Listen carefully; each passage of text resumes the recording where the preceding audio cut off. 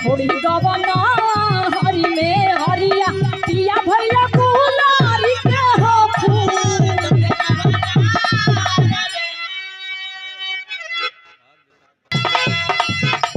कि छोड़ी गवना हरी में हरिया